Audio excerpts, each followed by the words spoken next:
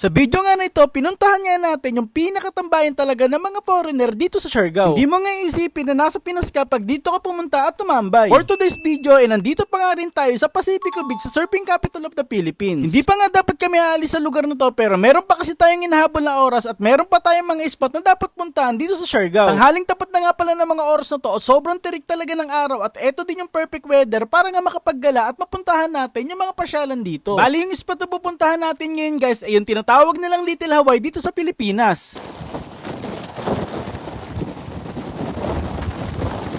First time din namin makakapunta dito sa north ng Siargao at di ko nga din alam kung ano nga ba yung Little Hawaii na sinasabi nila dito. Eto nga pala yung lugar na sinasabi nila na kung meron kang kasamang magaling magpicture makukuhanan mo nga talaga yung ganda ng lugar na to. Meron din pala mga lokal na nagpipicture dito kaya kung gusto nyo din ng magandang kuha pwede nyo silang sabihan na picturean kayo. Nakakamangha nga naman sa personal tong lugar na to lalo na't may kita mo yung mga naglalakihang alon ng malapitan. Hindi na nga din kami masyado nagtagal sa spot na to at pumunta na nga kami sa susunod na spot dito sa north. Kanina pa nga kami naggagala at dito na din kami nabutan ng gutom. Mula umaga hanggang tanghali wala pang laman yung sikmura namin. Siguro na-exit din kami sa mga spot na pupuntahan dito. Bali nagpark na nga muna tayo ng motor dito. Yung parking nila dito guys may bayad din. Kaya kada may spot kayo na pupuntahan dito sa Siargao at magpa-park kayo, maghanda talaga kayo ng barya sa bulsa nyo. Maganda yung resto bar nila dito guys at medyo pricey nga lang din yung mga food nila pero masasatisfy ka naman sa lasa ng pagkain nila. Isa rin to sa mga pinupuntahan ng mga turista dito sa Siargao lalo na nga yung mga foreigner na gustong magbabad sa araw. After nga ilang minuto dumating na din agad yung order namin na sinigang na baboy tapos isang lempo. Kailangan nyo din talaga kumain ng marami lalo na nga kung gusto nyo puntahan yung mga pasyalan dito sa Siargao.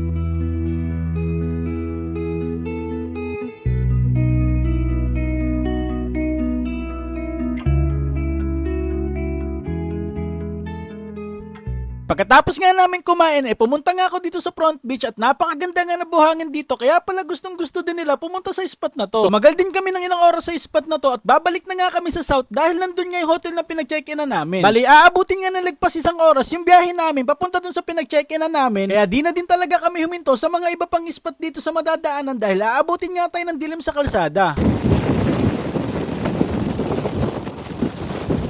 Finally nga, nandito na nga kami sa GL o tinatawag nilang General Luna. Ihunas Homestay ang name na nabook namin. Ipapakita ko lang saglit sa inyo yung pinag-check-in na namin. Bahay lang din to guys at tamang-tama sa mga gusto ng budget meal na homestay dito sa Siargao. Hindi na nga din kami nag-book ng mahal na room dahil sayang lang din talaga at ilang oras lang naman din na itutulog namin dito. Bali may 3 kwarto pala dito guys at sa isang bahay na to 3 kaming nakabook. Iisa lang yung CR at hindi nga kami halos nagkakita ng mga tao na nag-book dito dahil mga tulog din at puro nasa galaan. Ito naman yung kwarto namin. Pwedeng-pwede na din lalo na sa mga gusto magtipid at isang gabi lang naman mag-i-stay. Masasayang lang din talaga kung malaking kwarto yung kukunin nyo tapos ilang oras lang din kayo mag-i-stay. Bali ang check-in pala namin dito guys is 3 PM to 11 AM kaya may time pa talaga kayo maggala bago nga kayo dumating dito. Nilagay lang din namin yung mga gamit namin para nga hindi hassle sa motor at makapaggala tayo ng maayos. Paglabas nga namin dito nandito na yung mga bar at kainan kaya di na din kami mahihirapan na maghanap na pwedeng kainan dito. Pupuntahan na nga namin yung pinakasikat talaga na libangan ng mga foreigner dito sa Siargao. Akala nga namin nagkamali kami ng lugar na pinuntahan dahil wala nga halos tao. Di namin alam na doon pa pala sa pinakadulo yung skate road ang tinatawag nila. Dito pa nga lang marami na naglalakad papunta doon sa dulo kaya di din kami nagkamali sa lugar na pinuntahan namin. Halos puno nga yung mga parking nila dito dahil sa turista kaya naghahanap muna tayo ng parking para nga makapunta tayo doon sa skate road. Buti na lang may umalis na isang motor dito kaya nakapag-park nga agad tayo at di na din nahihirapan humanap ng ibang parking. Safe naman yung mga motor dito kaya kahit iwan mong hindi nakalak hindi yan mawawala dito. Ba't ibang lahi talaga yung mga turista dito mapapaisip ka na nga lang kung nasa Pilipinas ka pa nga talaga. Hapon na din ang mga oras na to at edo din yung time talaga na lumabas sila para mag-skate. Pwede kayo mag-rent ng skateboard dito at kung hindi nga kayo marunong meron din mag-aalalay sa inyo para nga matuto kayo.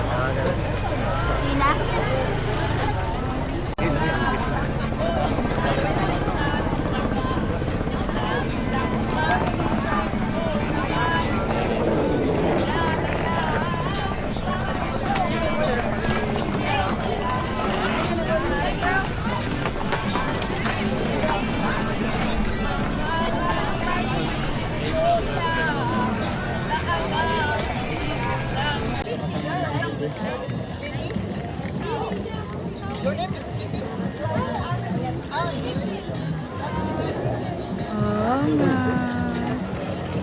Uy, ito.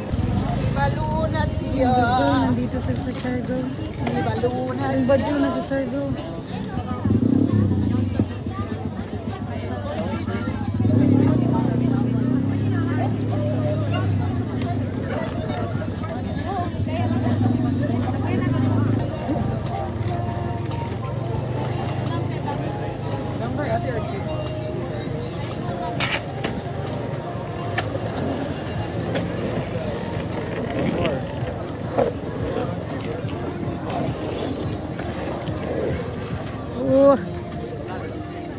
Pagkatapos nga ng ilang oras namin na pagtambay sa skate road, dito naman kami pumunta sa Katangnan Bridge. Para nga makita sana yung sunset, kaso nahuli na din kami ng dating dahil medyo malayo nga to dun sa Malinaw Road. After ilang oras, naisipan na nga namin pumunta sa mga bar dito at mag-chill dahil mas masarap nga magpahinga lalo na kung nakainom ka ng konti. Pahingi lang ng konting lambing sa inyo guys, pa-like, share, and follow naman ang page natin para nga sa mga video na gagawin natin dito sa Siargao.